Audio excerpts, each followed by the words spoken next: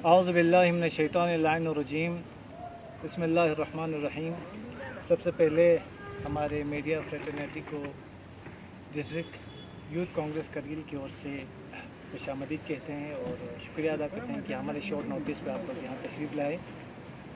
मेरे साथ मेरे डिस्ट्रिक्ट यूथ कांग्रेस कमेटी के वाइस प्रेसिडेंट जनाब यूसुफ अली वारसिनल साहब और मेरे डिस्ट्रिक्ट यूथ कांग्रेस कमेटी के जोनल प्रेसिडेंट जनाब इदरीस अली साहब कुछ लद्दाख की इश्यूज़ को लेके आप सभी की खिदमत में हाजिर हैं।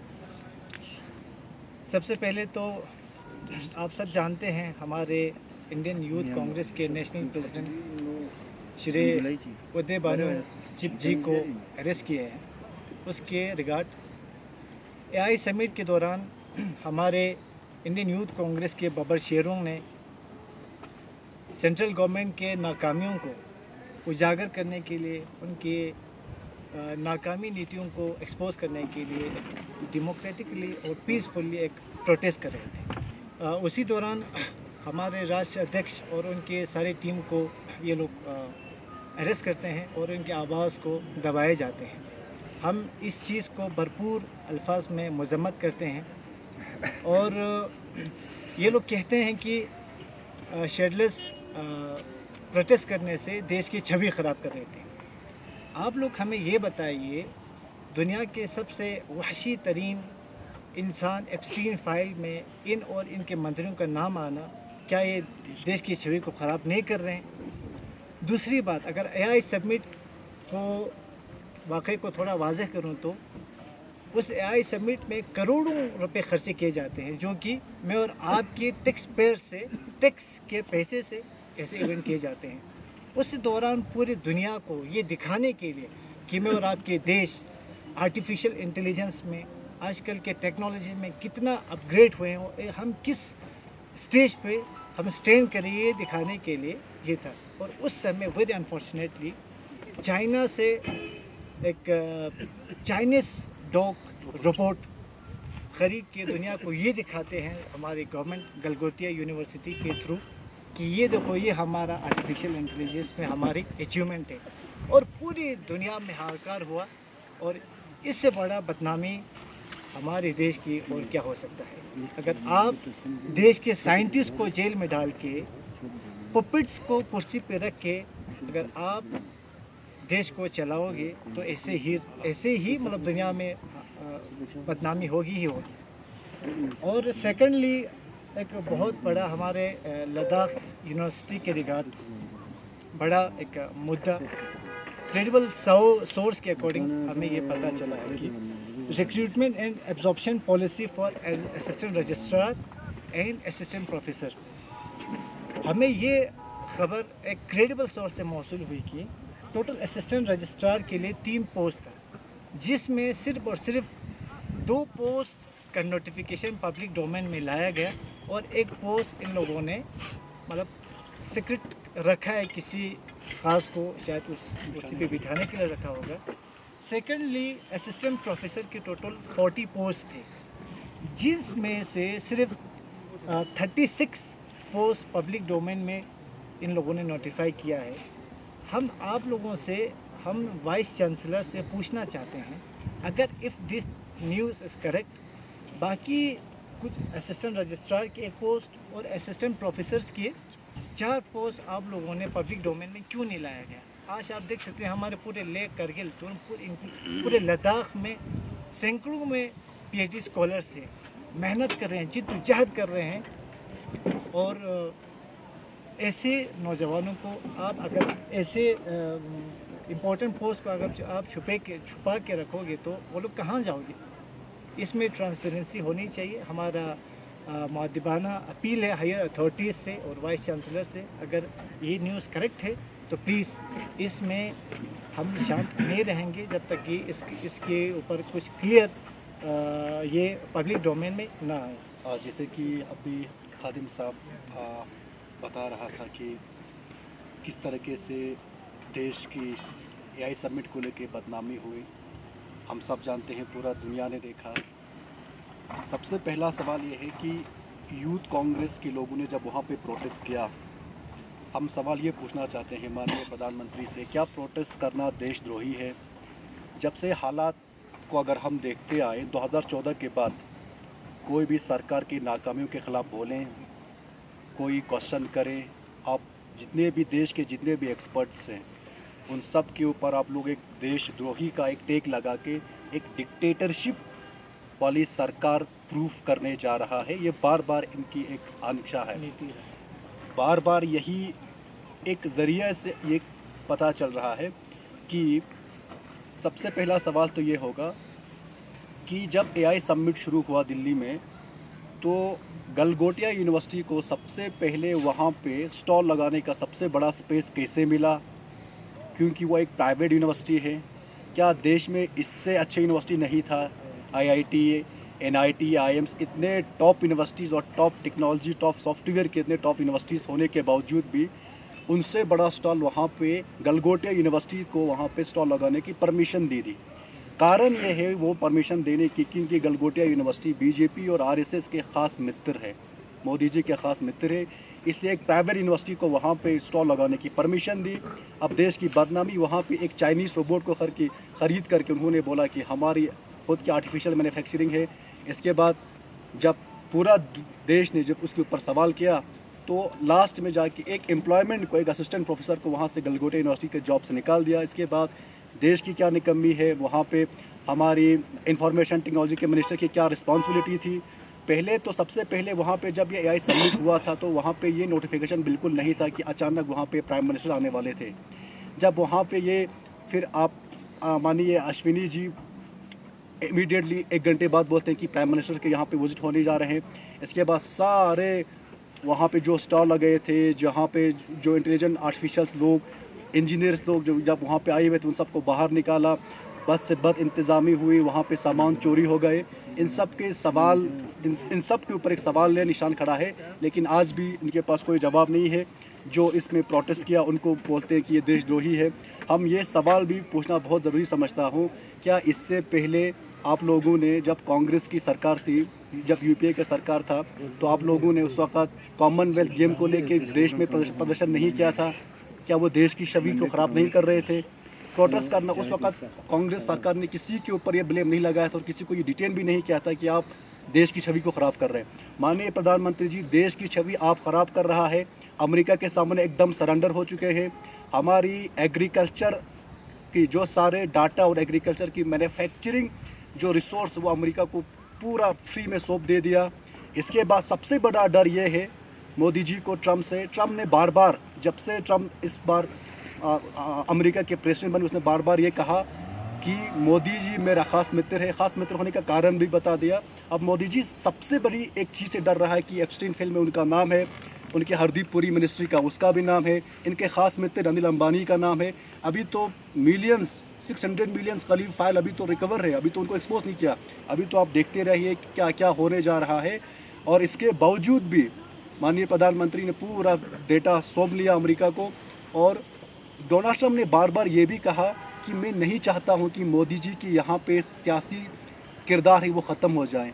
इसका कारण क्या है, पूरा देश को बताना चाहिए। हम सब लोगों ने देखा इससे पहले पार्लियामेंट में आए नहीं, वहाँ पे आप पार्लियामेंट में चुने हुए कांग्रेस के महिला रिप्रेजेंटेटिव साहब इतने डरते हैं, तो आप से कायर इस देश में इतिहास में नहीं आया है कि हम बार बार कहते हैं कि देश का प्रधानमंत्री कायर है, वो झूठा है, वो देश को बेच रहे हैं।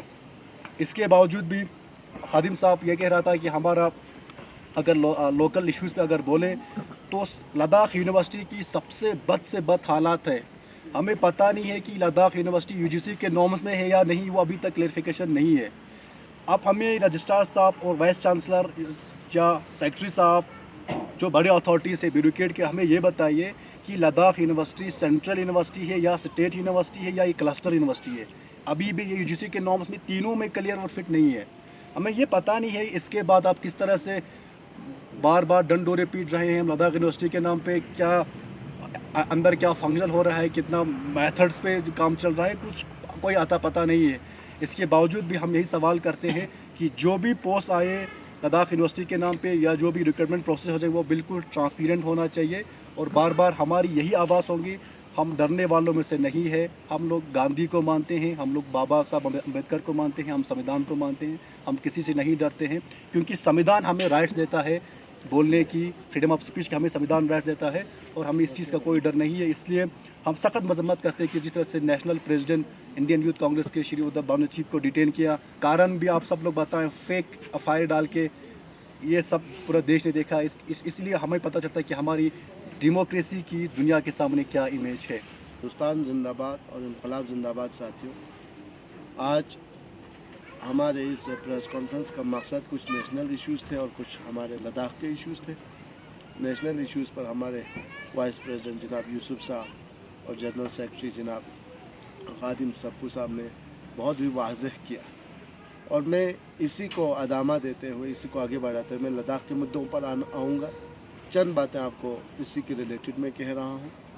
जब कांग्रेस सरकार में थी और कांग्रेस ने जो तरक्कियाँ 70 साल में की, IIMs लाए, एग्रीकल्चर रिवॉल्यूशन लाए, और बहुत सारे हमारे यहाँ पे हमने IITs बनाए, हमने तरक्की की राह को कांग्रेस ने हमवार किया। उन सब के ख़िलाफ़ अब मोदी सरकार ने IIT के उस समिट में हमें किस तरह जलील किया है। हाँ, इसी तरह हमारे एग्रीकल्चर रिवॉल्यूशन जो हम यहाँ से एक्सपोर्ट करते थे, उसको, उस डाटा को अब अमेरिका के हाथों हम सरेंडर हो चुके हैं।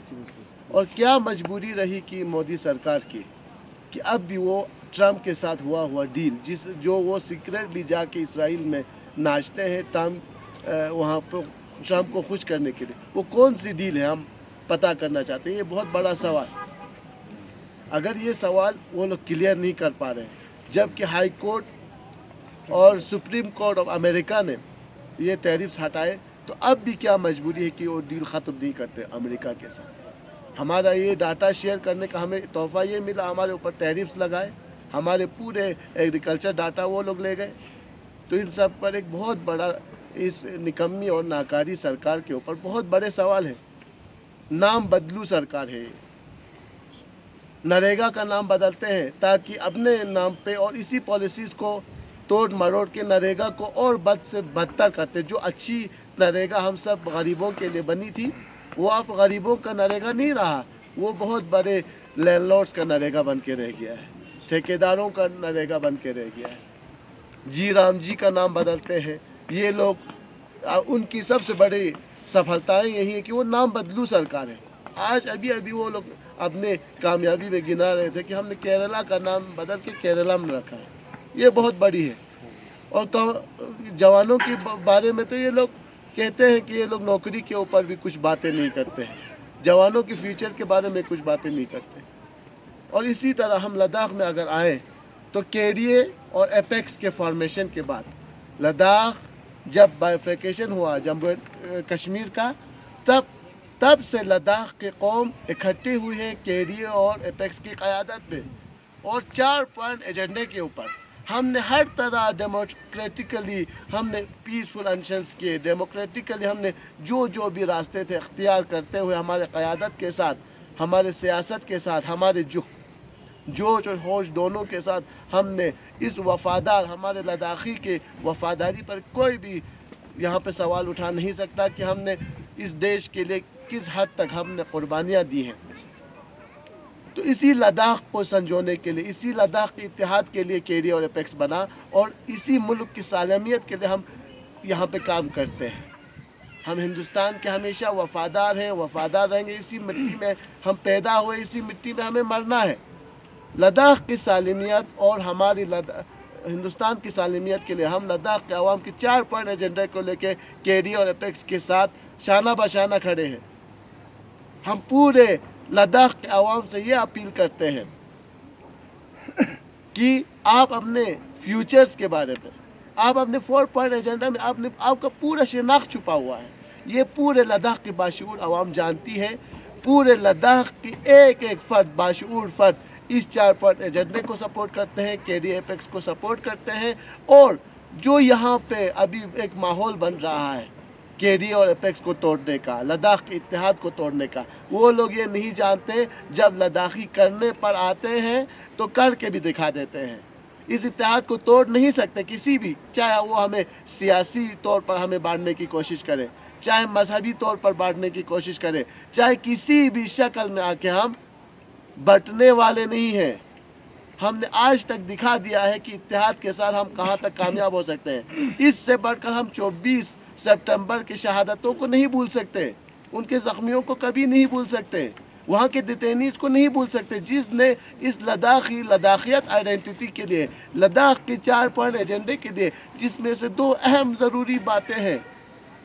इस इत्तेहाद को तोड़ने वाले लोग कहते हैं कि स्टेटहुड के बारे में मुझे खुद को पता नहीं है। वो लोग बेड के खाल में बेड़िया है, चाहे वो सियासी कोई बंदा कहता हो, चाहे कोई रिलीजियस बंदा कहता हो, उसका हमारे लद्दाखी कौम से कोई सरोकार नहीं, क्योंकि वो लद्दाख के अहम मुद्दों को नहीं मानता है। तो इसीलिए हम किसी भी फूट के शिकार नहीं होंगे। हम केडी और एपेक्स और पूरे लद्दाख के अवाम से, ले और करगिल से ऐसी मुस्बत हमारे पास प्रेस कॉन्फ्रेंस है। हम देख सकते हैं कि जिस केडी और एपेक्स के इत्तेहाद में आए, चंद गिने चुने हैं जो लोग इस इत्तेफाक को तोड़ने के लिए कॉन्फ्रेंसेस करते हैं, और उनको खुद पता नहीं है कि स्टेटहुड क्या है, 6 शेड्यूल क्या है। जबकि इसमें जब लद्दाख केडीए और एपेक्स बॉडी ने जब ये ड्राफ्ट पेश किया तो एक लीगली इसके पूरे पस मंज़र को जानकर, हम ऐसे ही अनपढ़ों की तरह ले जाके ड्राफ्ट सबमिट नहीं किया। ये सारा हमारे क़यादत पे हमें फुल भरोसा है, और हम पूरे लद्दाख के अवाम से यही गुजारिश करते हैं कि लद्दाख की शहदा के लिए, लद्दाख के 4 पॉइंट एजेंडे के लिए एकजुट खड़े रहें, और केडी और एपेक्स के साथ पिछले चंद सालों से जिस तरह खड़े, उससे भी मजबूत तरीके से अपने हुकूक के वसूल के लिए और इंसाफ के लिए, इन सारे मजलूमों के लिए, और जिन फैमिलीज़ के ज़ख्मी हैं उनके फैमिलीज़ को अभी तक कोई फ़ंड वहाँ पे नहीं मिला है, कंपनसेशन नहीं मिला है, जो शहीद हुए उनको भी कंपनसेशन नहीं मिला है। उन सब के लिए हम चाहते हैं कि गवर्नमेंट, हमारी लद्दाख की गवर्नमेंट उन सब का ध्यान रखे और उनको इंसाफ दिलाने में और भी जल्दी करे। इंशाल्लाह हम अदालत उज़्मा पे भरोसा करते हैं, और हमारे क़यादत को हम यही कहते हैं कि हम सब साथ हैं, इकट्ठे हैं, लद्दाख एक है और एक आवाज़, लद्दाखी इत्तेहाद जिंदाबाद, लद्दाख की कौम जिंदाबाद और लद्दाख के लीडर जिंदाबाद। ये सरजमीन हमारी और इस पर राज हम खुद करेंगे। और इसी के साथ आप सबका बहुत बहुत शुक्रिया कि आप यहाँ पे आए और हमसे ये बाइट्स लिए, और बहुत ही शुक्रिया ये यूथ कांग्रेस की तरफ से पूरे लद्दाख के अवाम को अपील है कि अभी और भी ज़्यादा हम केडी और सपोर्ट में उनके बाजू बनकर उनके लिए प्रेस कॉन्फ्रेंस करें, जित हद तक हमें जो भी करना पड़े डेमोक्रेटिकल और हमारे हुकूक के साथ हम जो भी हमारे डेमोक्रेटिक राइट है उसी तरह प्रोटेस्ट करके इस हक़ के हुसूल के लिए सब मिलकर प्रेस कॉन्फ्रेंसेस करें। लद्दाख केडी और एपेक्स को हमेशा मजबूत रखें, ताकि लद्दाख अगर आज हम यहाँ पे चुप रहे तो हमारी आइंदा नस्लें हमें कोसेंगी, और लद्दाख के 4 पॉइंट एजेंडा हमारे फ्यूचर की ज़ामिन है। इंशाअल्लाह रहमान हमारे कौम बाशऊर है और इन मुद्दों को अच्छे से जानते हैं, और उन सब को हम रिजेक्ट करते हैं जो इस इत्तेहाद को तोड़ने के ऊपर काम करते हों। वस्सलाम वालेकुम। सर, इन्हीं टॉपिक से हट के 1-2 सवालात आप लोगों से करना चाहता हूँ कि रिसेंटली अभी हाल ही में एक वीडियो वायरल हो रहा है नेशनल कॉन्फ्रेंस द्वारा, एक कन्वोकेशन था, उनके कहने के मुताबिक है कि ये समर कन्वोकेशन था, जो वीडियो जो है अभी वायरल हो रहा है। तो कांग्रेस के अगेंस्ट काफ़ी स्टेटमेंट उस वायरल वीडियो में हमें देखने को मिल रहा है। अगर दूसरी तरफ देखा जाए तो आप लोग अभी भी काउंसिल में जो है कोalition सरकार, और जब लोकसभा इलेक्शन थे तब भी बेहतरीन आप लोगों का कोऑर्डिनेशन रहा था। तो इससे स्टेटमेंट्स को आप किस तरह देखते हैं? यूथ कांग्रेस लीडर किस तरह देखते हैं? इस स्ट्रॉन्गली काम कर रहे हैं, इंशाल्लाह आगे भी स्ट्रॉन्गली काम करेंगे। और अगर आप ये सवाल हमारे कोऑर्डिनेशन कमेटी से ही ये सवाल करें तो इंशाल्लाह बेहतरीन जवाब आपको मिलेगा। लद्दाख यूनिवर्सिटी रिक्रूटमेंट के मसले में अगर एडमिनिस्ट्रेशन कोई पुख्ता एक्शन नहीं लेता है तो उस वक्त यूथ कांग्रेस का क्या रवैया रहेगा? सर, हम जहाँ तक हायर अथॉरिटीज़ जहाँ भी जाना पड़े, हम उनकी आवाज़ बन के, स्टूडेंट्स की आवाज़ बन के हम जहाँ तक जाना पड़े जाएंगे। इसी के साथ साथ आपको और एक बात बताऊँ, यूनिवर्सिटी ऑफ जम्मू और यूनिवर्सिटी ऑफ कश्मीर से लद्दाख यूनिवर्सिटी में काम करने के लिए डिप्यूटेशन पर 2 साल की डिप्यूटेशन पर असिस्टेंट प्रोफेसर लाए थे, लेकिन आज 5 सालों से वो डिप्यूटेशन पे काम कर रहे हैं। और क्रेडिबल सोर्स हमें ये पता चलते हैं, जो हमें जो लगता है अभी जो कुछ पोस्ट इन लोगों ने छुपा के रखे हैं, जो कि पब्लिकली एडवर्टाइज़ नहीं किए, शायद इन्हीं लोगों को यहाँ परमानेंटली जगह देने के लिए किया हो। तो हम इस हमारे यूथ कांग्रेस का नज़र हर जगह है और इंशाल्लाह जहाँ तक जाना पड़े हम किसी से डरेंगे नहीं, जवानों के साथ हैं, बेरोज़गार जवानों के साथ हैं, हम आगे उठाते रहेंगे। Recently high powered committee meeting किया था एमएससी के साथ, तो उस वक्त कुंजस डोलमा का जो रिएक्शन है उसको आप लोग कैसे देखते हैं? सर इसको मैं एक ही वर्ड में जवाब अगर दूं तो ये भेड़ के खाल में भेड़िया है।